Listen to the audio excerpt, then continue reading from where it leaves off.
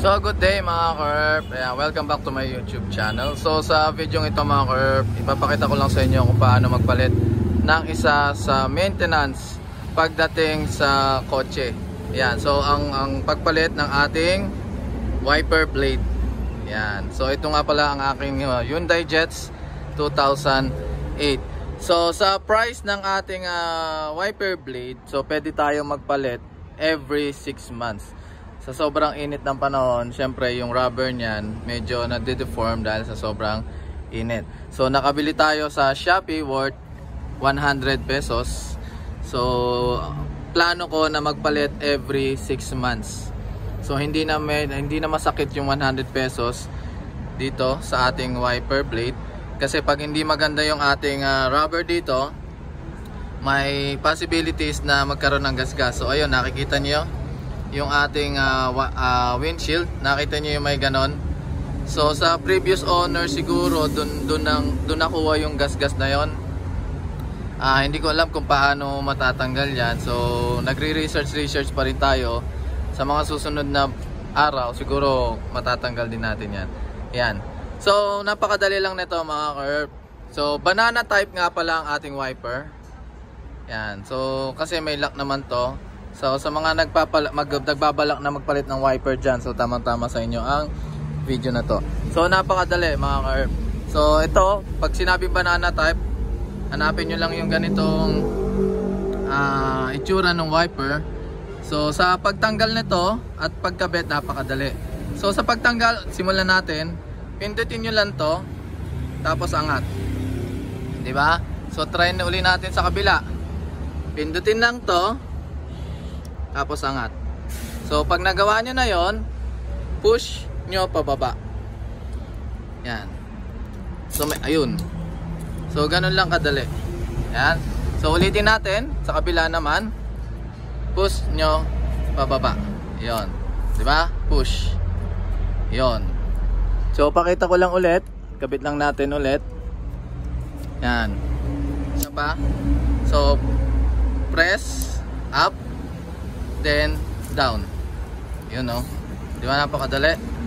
Siyempre kukunin natin yung bago nating wiper blade. So magkaiba yan. Isang driver side saka isang passenger side. So dito tayo sa passenger side. Kunin natin to. Tapos may makikita kayo dyan, ito cover yan eh, plastic yan. So mamaya na natin tatanggalin. Tatanggalin nyo to ha. So ganun din. Press and hold. Press and hold. Tapos papasok nyo sa butas. Ayan, pasok sa butas. Ayan, pasok sa butas.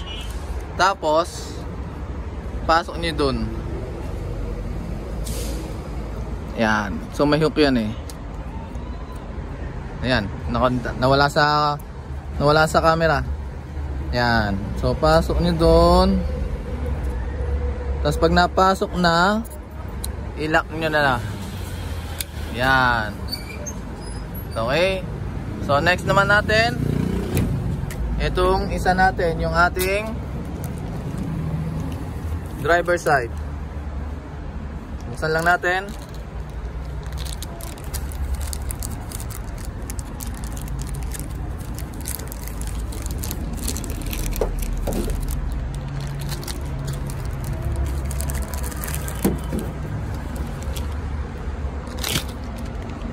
Ayan.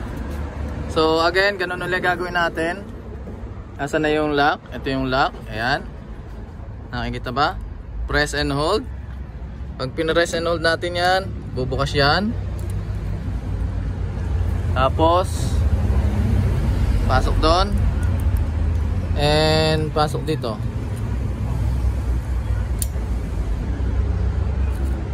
Nawawala tayo sa camera. Isang kamay lang kasi tayo eh. So up, push natin pataas. Ayun, pag na-push natin pataas, yun. So ang tatak nga pala ng wiper natin mga Kerp is Dynatix. Ayan. So pag nakabit na natin, tatanggalin natin to. itong cover ng ating rubber. Hatakin lang yan. Tapos syempre sa kabila, hatakin lang din natin yan. So pagkatapos noon, syempre okay na ang ating wiper blade. Yan. So sana may natutunan kayo sa video na to. Yan, syempre huwag kalimutan pindutin ang subscribe button para updated kayo sa mga panibago nating upload videos. Hanggang sa sunod na lang, maraming salamat sa panonood. Bye bye.